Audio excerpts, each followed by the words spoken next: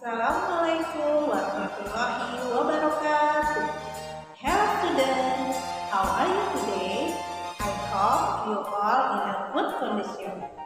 Before we start our lesson today, let's reciting basmalah and pray together.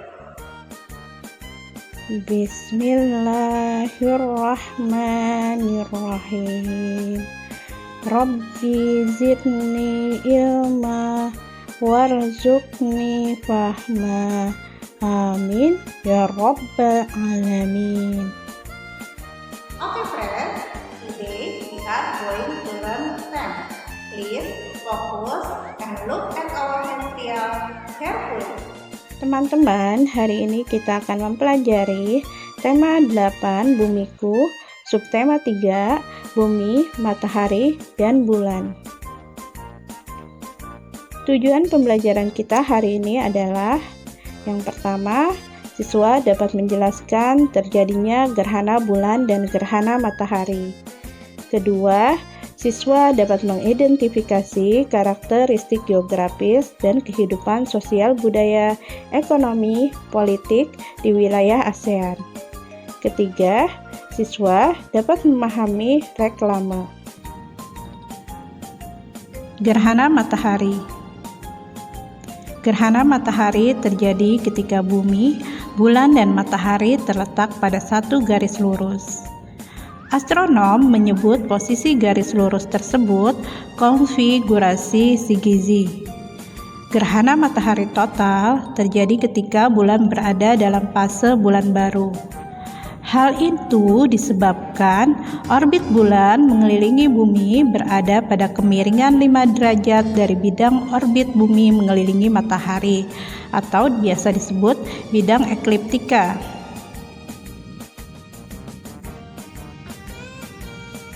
Gerhana matahari dibagi menjadi 3 jenis: gerhana matahari total, gerhana matahari cincin, dan gerhana matahari sebagian.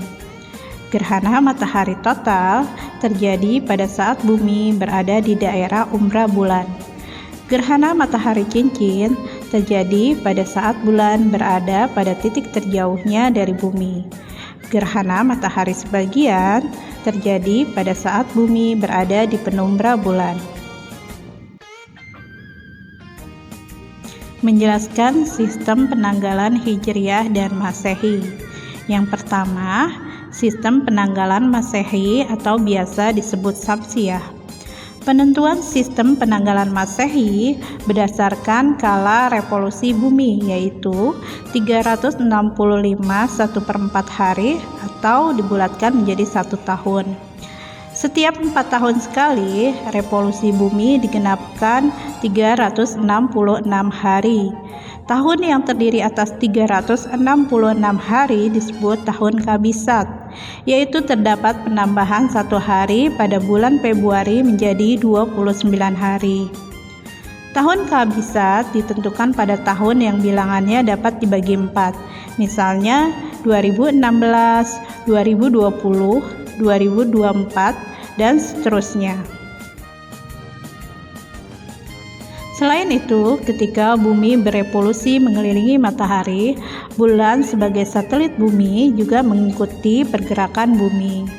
Bulan berevolusi mengelilingi bumi sekaligus mengikuti gerak bumi berevolusi mengelilingi matahari. Dalam 1 tahun, bulan mengelilingi matahari sebanyak 1 kali dan mengelilingi bumi sebanyak 12 kali, sehingga dalam 1 tahun ditentukan ada 12 bulan. Apa saja sih nama bulan-bulan pada bulan Masehi? Tentunya kita tidak asing lagi. Yang pertama, Januari, jumlah hari biasa 31, jumlah hari kabisat 31. Februari, jumlah hari biasa 28 dan jumlah hari kabisat 29. Maret, jumlah hari biasa 31, jumlah hari kabisat 31.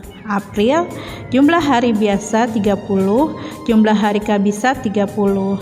Mei, jumlah hari biasa 31 dan jumlah hari kabisat 31. Juni, jumlah hari biasa 30, jumlah hari kabisat 30.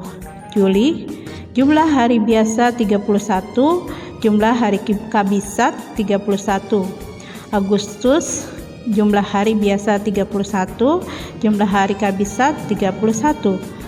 September, jumlah hari biasa 30, jumlah hari kabisat 30. Oktober, jumlah hari biasa 31, jumlah hari kabisat 31. November, jumlah hari biasa 30, jumlah hari kabisat 30. Desember, jumlah hari biasa 31, jumlah hari kabisat 31. Total jumlah hari dalam setahun, kalau hari biasa 365, kalau hari kabisat 366. Yang kedua, sistem penanggalan Hijriyah atau biasa disebut Qamariyah. Sistem penanggalan Hijriyah berdasarkan kala revolusi bulan. Lamanya 1 bulan pada penanggalan Hijriyah sama dengan lamanya 1 fase bulan. 1 fase bulan memerlukan waktu 29 1/2 hari atau 29 setengah hari. 1 tahun Hijriyah adalah 12 kali fase bulan, yakni sekitar 354 hari. Jadi 1 tahun Hijriyah lebih pendek sekitar 11 hari dari tahun Masehi. Dalam kalender Masehi, hari baru dimulai pukul 12 malam, sedangkan pada tahun Hijriyah, hari baru dimulai saat matahari tenggelam. Seperti penanggalan Masehi, dalam Hijriyah terdapat tahun yang jumlah harinya lebih dari 1 hari, yaitu 355 hari yang ditambahkan pada bulan Zulhijjah. Apa saja sih nama-nama bulan pada tahun Hijriyah? Yang pertama, Muharram. Jumlah harinya 29 hari. Kemudian Safar, jumlah harinya 30 hari. Rabiul Awal, jumlah harinya 29 hari. Rabiul Akhir, jumlah harinya 30 hari. Jumadil Awal, jumlah hari 29 hari. Jumadil Akhir, jumlah hari 30 hari. Rajab, jumlah hari 29 hari. Ruwah, jumlah hari 30 hari. Ramadan, jumlah hari 30 hari. Syawal, jumlah hari 30 hari. Dzulqa'dah, jumlah hari 29 hari. Zulhijjah, 29 atau 30 hari jumlah harinya. Jadi jumlah total hari dalam 1 tahun adalah 354 atau 355 hari. Nah teman-teman, masih ingatkah kalian pembelajaran sebelumnya tentang reklame? Reklame memiliki macam-macam jenis. Tapi sebelum mempelajari macam-macam jenis reklame, kita harus mengetahui apa sih yang dimaksud dengan reklame itu. Reklame merupakan suatu karya seni rupa yang memuat teks dan gambar yang bertujuan menginformasikan sesuatu sehingga dapat menarik perhatian masyarakat untuk membeli barang, menggunakan jasa, atau mengikuti anjuran yang terdapat pada reklame tersebut. Reklame berasal dari bahasa Latin, re artinya berulang-ulang dan klamo artinya berseru. Macam-macam reklame. Yang pertama, billboard dan mobile billboard. Billboard disebut juga papan iklan. Billboard berukuran besar dan berisi gambar atau tulisan yang menarik dan informatif. Billboard diletakkan di dinding pertokoan atau instansi tertentu dengan konstruksi permanen. Selain billboard, ada pula mobile billboard. Mobile billboard merupakan reklame berbentuk media 3 dimensi yang dapat bergerak. Baik bergerak sendiri karena ditiup angin atau di sini biasa disebut balon promosi. Yang kedua, spanduk. Spanduk merupakan jenis reklame yang memuat informasi komersial atau non-komersial yang perlu diketahui masyarakat luas. Spanduk dapat dipasang di media kain dan sejenisnya secara ringkas, padat, dan jelas. Spanduk dipasang dengan cara dibentangkan di antara 2 tiang di tempat yang strategis untuk menarik perhatian masyarakat agar membaca informasi di dalam spanduk tersebut. Yang ketiga, baliho.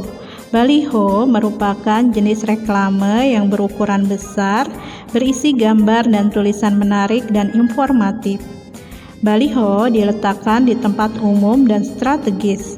Biasanya baliho dipasang menggunakan tiang besar dan kuat, tetapi bersifat semi permanen. Yang keempat, brosur. Brosur dibuat pada selembar kertas. Brosur berisi informasi secara rinci dan jelas.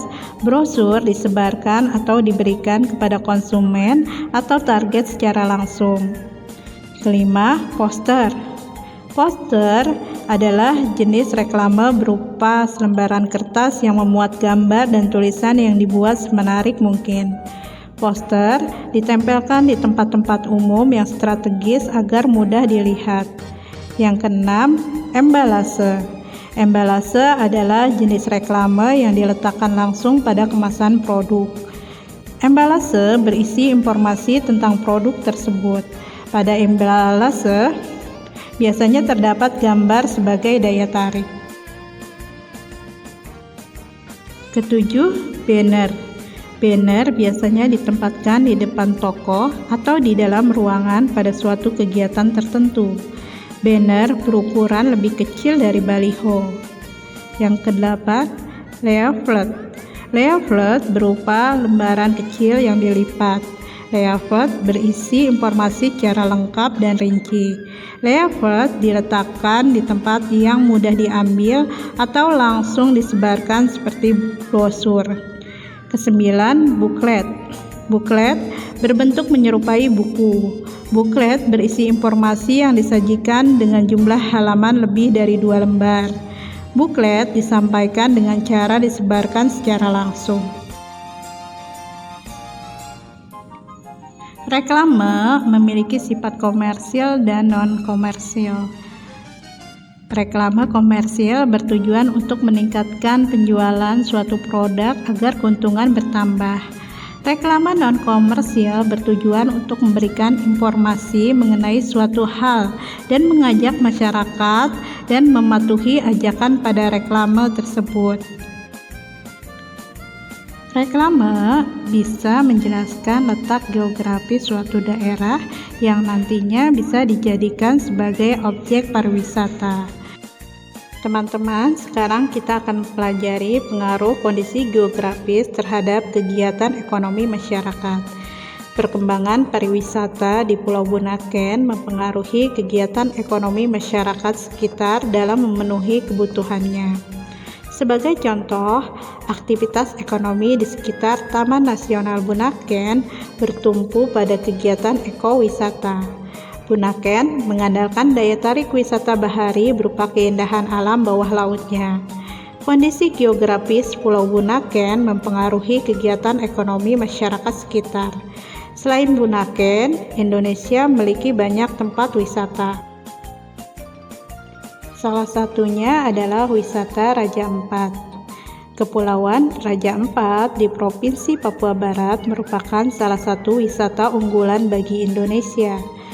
Objek wisata Raja Ampat di Papua menawarkan sejumlah objek wisata yang banyak diminati oleh para wisatawan, baik wisatawan lokal maupun mancanegara.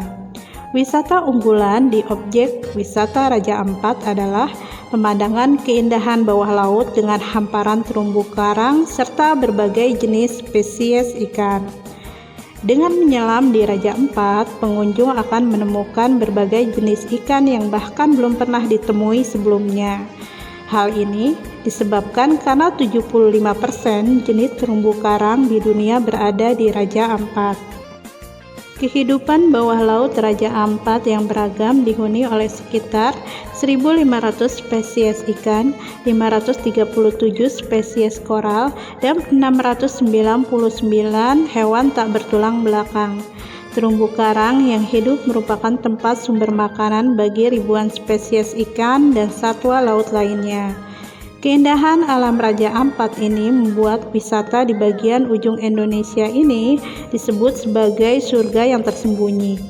Tak hanya keindahan alam bawah laut, Raja Ampat juga menawarkan wisata lainnya, antara lain Pulau Misol, Laguna Bintang di Pulau Pianemo, Batu Pensil, Batu Karangwayak, Desa Wisata Arborek, Pasir Timbul, Desa Wisata Sawan Derek, Desa Sawinggrai, dan air terjun Batanta. Selain wisata bahari, masyarakat di sekitar Kepulauan Raja Ampat juga memiliki mata pencarian dengan membudidayakan budidaya kerang mutiara. Sebagai kawasan konservasi laut, kegiatan tersebut memiliki pengaruh besar dalam meningkatkan kesejahteraan masyarakat di sekitar kawasan konservasi. Kawasan konservasi laut adalah kawasan yang digunakan untuk melindungi ikan dan biota laut lainnya dari pencemaran lingkungan.